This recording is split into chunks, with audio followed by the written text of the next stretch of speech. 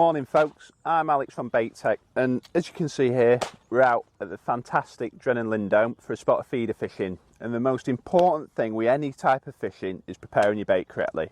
As you see here, we've got some fishery 2 mils, and these are going to be going round the feeder.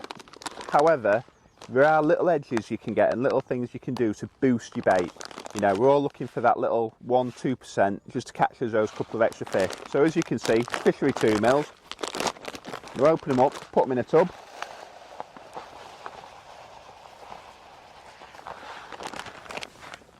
Then I'm going to add an amount of water to them. So all I'm going to do is just flood these in water.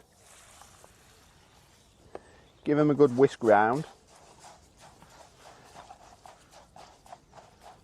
And then what we're looking to do is make our pellets different from the anglers either side, you know, just to make them stand out and hopefully draw those fish to them and get us some extra bites. So we've got a special G green liquid, and what this is going to do, it's going to add flavour, but it's also going to colour the pellets ever so slightly, give them a green tinge. And what that's going to help do when we've got wafter hook baits, you know, yellows, pinks, it's going to create a contrast between the baits, and hopefully, as a result, we'll see that wafter a bit quicker, pick it out, and we'll get a bite faster. So I'm just going to leave these to stand for a couple of minutes because we're doing them on the morning. If we're going to do them the night before, I prepare them in a different way. I just let them sit in the water. So they've had around 90 seconds to 2 minutes now. Just going to drain them off completely. Make sure there's no water left, because what you're going to end up with are pellets on the bottom that are softer than the ones on the top. So as you can see, still a little bit left. So that's all gone now. Give them a swirl round. And just give a generous glug of that liquid. As you can see, just a nice coating, and we're going to work that through.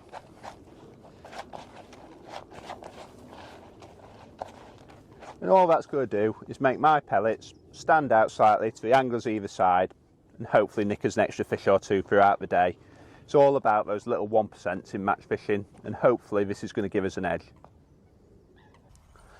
So we'll get this one in, and hopefully it'll be the first of many. We'll be able to talk you through what we're doing, the little changes, and how I go about approaching a water like this in the cooler months.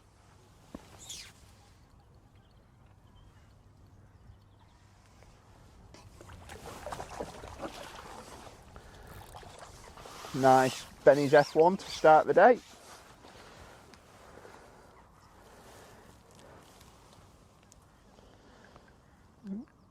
Nicely hooked in the bottom lip, and that's a small one by this lake standard, so fingers crossed we can catch you a few of the larger residents today. So for those that know the venue, we're up here on peg 3 on Benny's.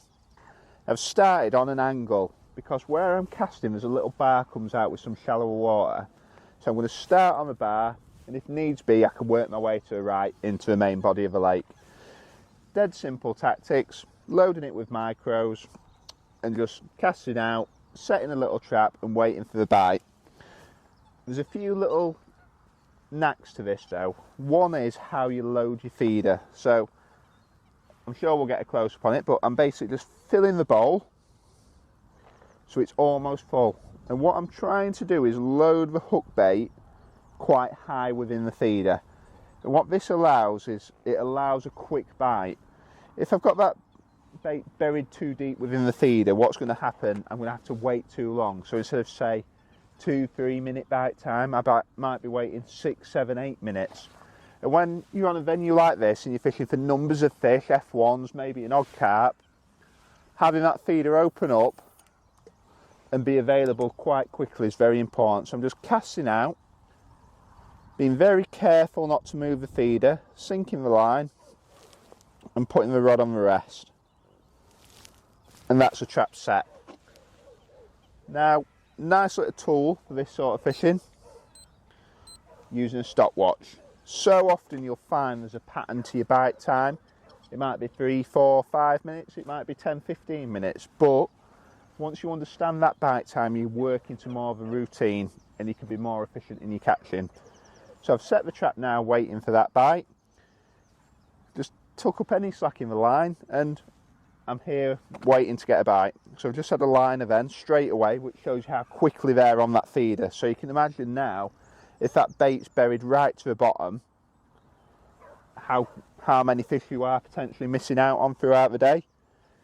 The rod's in the rest, and it leaves me time to feed other lines. So on this lake, for instance, you sometimes catch along the rushes late on, or on another line. By fishing hands-free, I can feed those lines and keep in touch with the fish in my peg throughout the session. So fingers crossed this goes round, and hopefully we'll be soon playing another Lindholme F1. So that's another lovely Benny's F1 coming to the net. Look at the size of them. Absolutely belting fish to catch. Still see the little 5mm wafter, the new pineapple critical dangling from his mouth. There you go. But what's starting to happen, we're having to wait a little bit longer for bites. So I think, because of how good it is, rather than venturing into deeper water, I'm going to move up that slope towards that little point to our left. Hopefully, we're not having to wait as long for them to pop down to the bottom and find the bait. So we're going to have this cast, just to prove it to myself almost, that that is the way to go.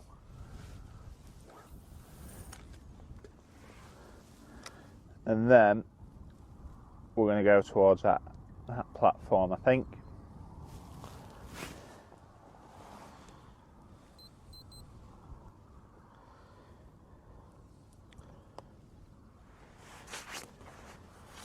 This is often the case when you're getting some signs and indications and nothing's really developing. It can be worth, obviously, going into that shallower water. So a lot of the times the F1s are off the bottom, and you know, on the hardest of days, fishing in that deepest part of your peg can be brilliant.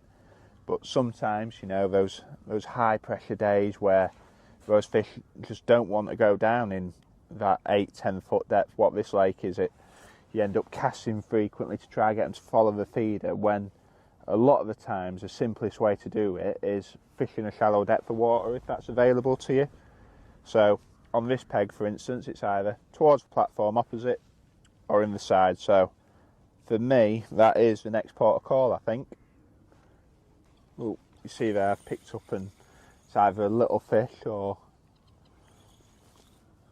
he might have just grown a bit. I think it's a skimmer,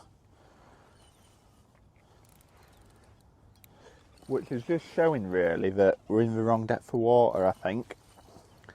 Might be a nice fish all the same, but you don't want to be winding skimmers in if there's some F1s available. Oh. Might just change species.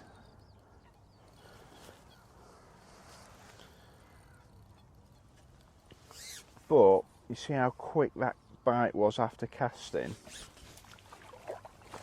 Just goes to show you that you are sort of reliant on one following the feeder down.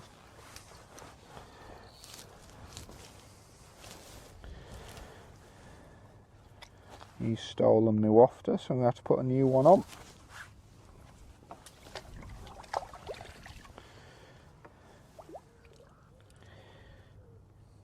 You know, there are days where you might have to swap colours and flavours and things, but I think once you're settled on a flavour and a colour, you're catching nice runs of fish. I'm not one to change it, unless, you know, you might be getting liners and no bites, and that little swap might pay dividends, but in this case, I'm quite happy to stick with the yellow.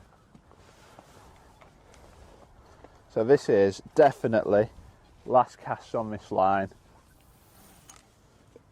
and then we're going to venture up that slope. If nothing else, in search of a nice Benny's carp for the cameras.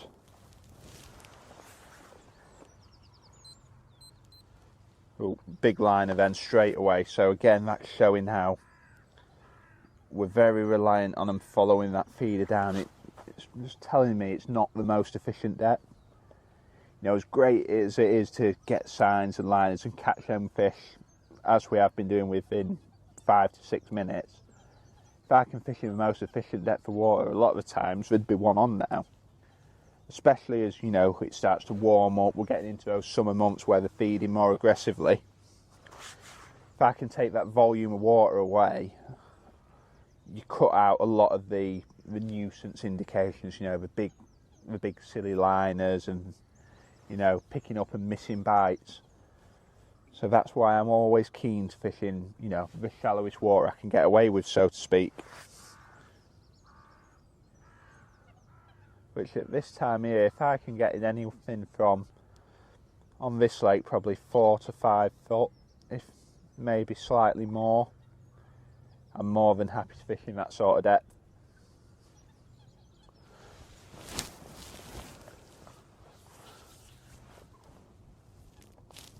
So you see then how quickly we had an indication, but nothing sort of developed from it. Again, it's just making my head tick along. Right, it's definitely the wrong depth, this, because the signs are too quick in the cast, almost as though we're following the feeder down, but we don't want to settle in that depth of water. Whereas if I can fish in the depth of water where the fish want to sit close to the bottom, I'm going to be a lot more efficient in my catch rate.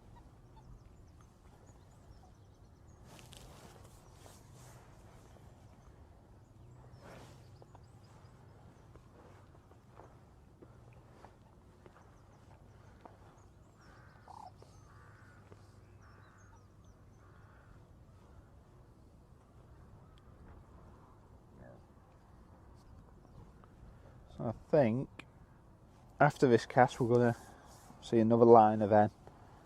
Again, it's all just adding to that thought process that's making me think this is the wrong depth. But like we were saying, after this cast I'm going to reclip, go towards that platform in that slightly shallower water. Also there's the bit of cover there's a structure of the platform, the rushes to the side of it. It's just a perfect fish holding feature, especially now it's starting to warm up, there's this warm wind pushing in.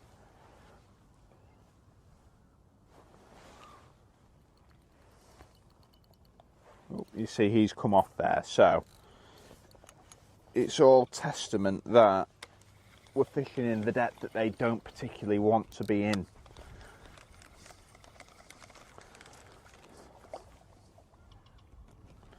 So what I'm going to do, just reclip. That's lovely.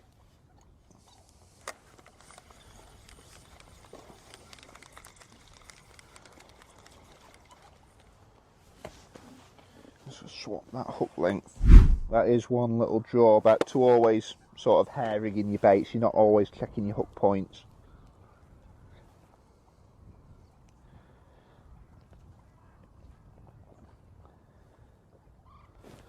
Load him up.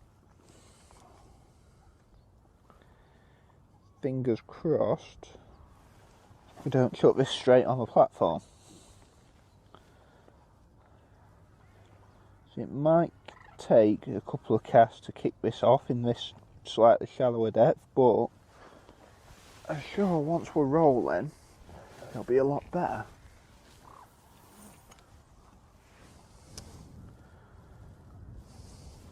Just take another turn off that.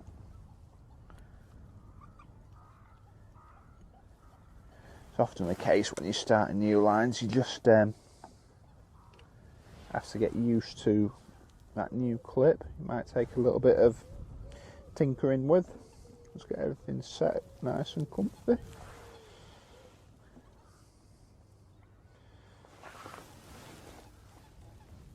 Just readjust everything.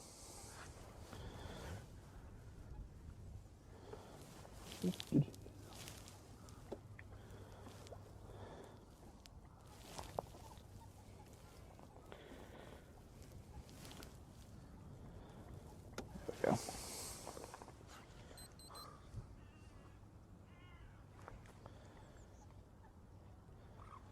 One little thing we've not mentioned either throughout the day, I don't tighten right round on the tip, so I don't feel you see enough of your indications and liners when you're doing that.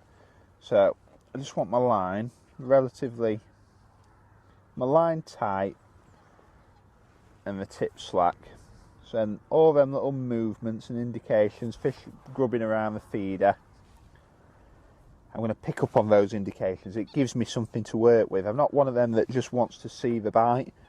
I want to see how those fish are reacting to the feeder. Am I getting signs as soon as the feeder goes in? Because what that's telling you is the fish are coming to a bait. If I'm sat there with no signs, no indications, I'm potentially, you know, in the wrong area of my peg, in the wrong depth. Whereas if I'm getting an odd little line or odd little sign, I'm quite happy with that. What I don't want is to be sat there trying to work things out. You need indications to work things out. So I need to be able to see them to pick up on what's happening, rather than just sat there and, you know, hoping the rod falls in half. And when you're fishing with your tip out right round, you don't see a lot of them bites and signs of fish in your peg. Hence why I'm a big fan of fishing relatively slack. Don't get me wrong, there are extremes where you do have to fish a big bend, you know, if you're fishing long distances, things like that, because, you know, the amount of stretch in your line, you need that tautness in your tip to see indications. But for 90% of your commercial fishing, anywhere from 7-8 metres right up to probably 40-50 metres, just line tight and tip ever so slightly bent, not a big arc round, and you can see all those little taps around your feeder.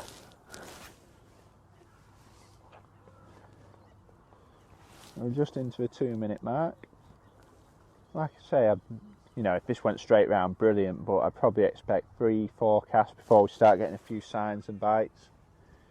You know, if it might not go round, it might be too shallow there, but it's the learning process it's giving me. It's telling me that, right, I've tried, you know, in 6-7 foot, I've tried in 4 foot. It might be a case of going somewhere in between, and oh, liner there, first cast, which is brilliant sign. Is he a liner or is he on? So a big liner then, which is fantastic. You know, that's 2.5 minutes in. But hopefully, as some fish gather in this area, they gain a bit of confidence. What will hopefully happen is they'll feed a lot more aggressively on this line. Here you go, another little sign then. So it's all pointing us in the direction that this was a good move. The only thing we're missing is the bite. Oh no, he's on.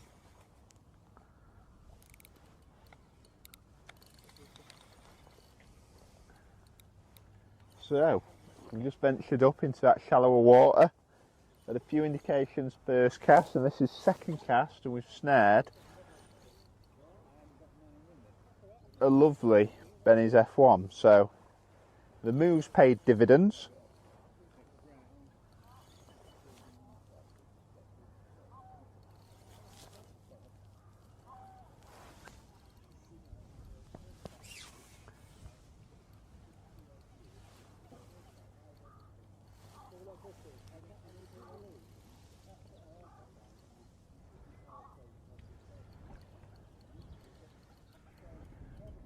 Bit of a bigger stamp fish, I think, as well. Testament to that shallower water.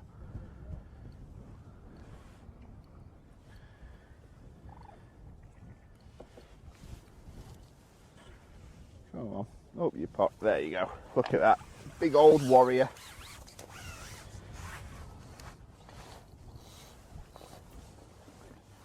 Again, nice little 5mm critical. Look at him. Lovely old boy. So, as you can see, that move across to that shallow water has been a good idea. We've snared a few. We're getting towards the end of the session now, so I think what would be a nice way to wrap up would be if we can sneak one down these rushes to the right. Often in the later parts of the day, you can catch them really quick tight to the bank. With how good this line is, you'd not normally be coming off it. But just to showcase that close quarter fishing almost, even in the cold weather like we're in at the minute, you can sneak one down there. I think that'll be the perfect way to close the video. So that's his last cast across for now.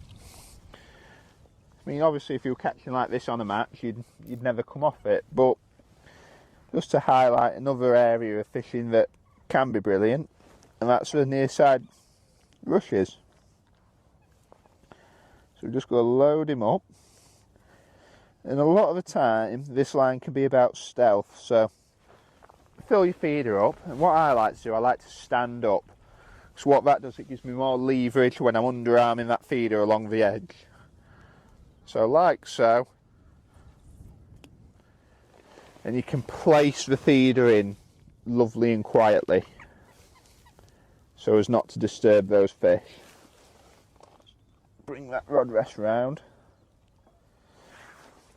A nice little tip with this style of fishing is to fish really slack line, because what I'm trying to avoid is liners that move the feeder. So I'm almost letting that line bow down towards the lake bed, and the idea of that being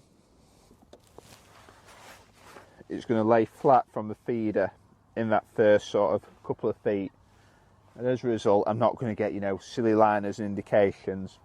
And often as we get further into the season, you know, as it starts warming up, if you've got a bow tight line from your quiver tip to the feeder, often you'll see the fish spooking out. You know, a lot of the time they feel that line and they won't settle in the peg. By fishing nice and slack like this, you're minimising any disturbance and you're being as stealth-like as you can to help get the most out of your peg.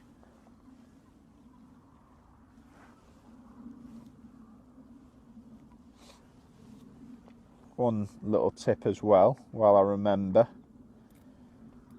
when you're fishing close to yourself like that, always slacken your drag, because you wouldn't believe how quickly your rod can go from like this to locked up and a great big F1 or a carp stuck on the end. Ooh, liner then, but not sure if you'll have seen it on the camera, but even though the line's dead tight, I've still seen that indication telling me that there's a fish in my peg. So even if I don't get one this cast, what it does, it gives me, you know, it gives me a reason to stick on the line. I've got a sign of, you know, some activity in my peg. If I'm not getting any signs or indications, you know, that's my little bit of information to, you know, go back where I was catching. But the beauty of, like I've said, of these short lines, when they do come on them, that is when you can put a serious weight together.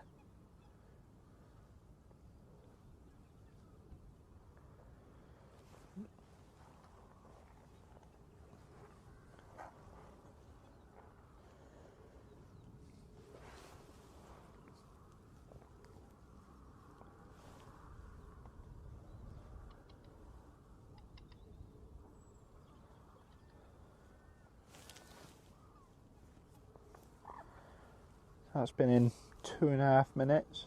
So again, you know, working on the bite times from the open water and up the bank, we're looking for around 5-6 minutes for a bite. The fact we've had an indication already is a brilliant sign.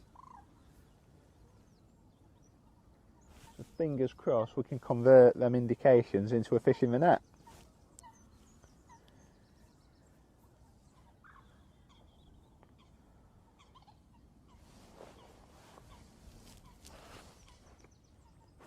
There we go.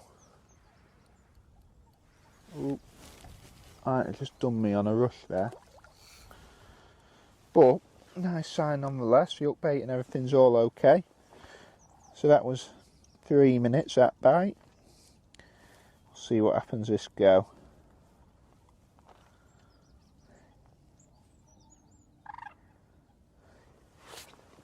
So again, just nice and smooth with everything, you know.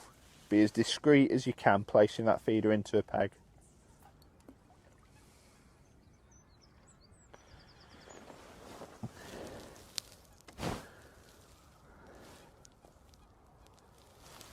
Rod on the rests. And just slacken that line off.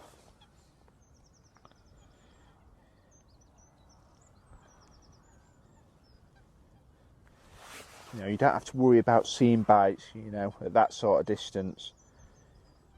You know, there's no need to worry about tightening everything up too much. By fishing it nice and slack, I think you're presenting your rig in the best way, which is going to get you more bites. I think when they're coming into the edge, we're feeding that aggressively anyway, especially on venues like this. But there's no need to worry. So you see there, see how quick that bite was? 35 seconds that had been in. That just proves testament how fishing in these near side rushes and in the edge isn't just for summer fishing.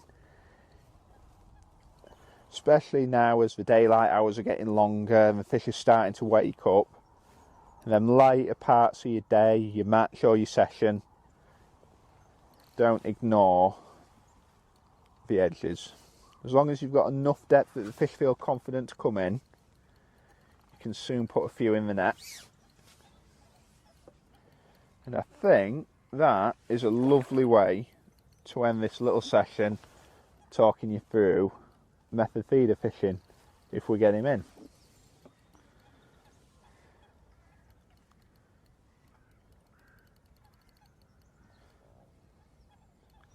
Come on mate, here he is. Great big golden F1. Ooh, there we go.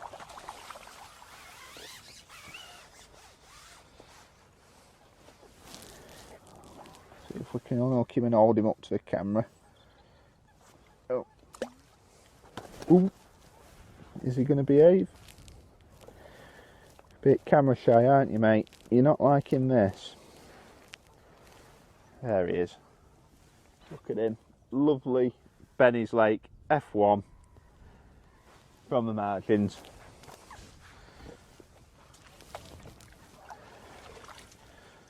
So hopefully you've enjoyed them few tips about method feeder fishing, how we go about it, the different lines, and all the little hints and tips along the way with bait preparation and such. So keep an eye out for more. I'm sure the guys from Bait Tech will have me out earning my keep. So tight lines, and hopefully we'll see you on the bank soon.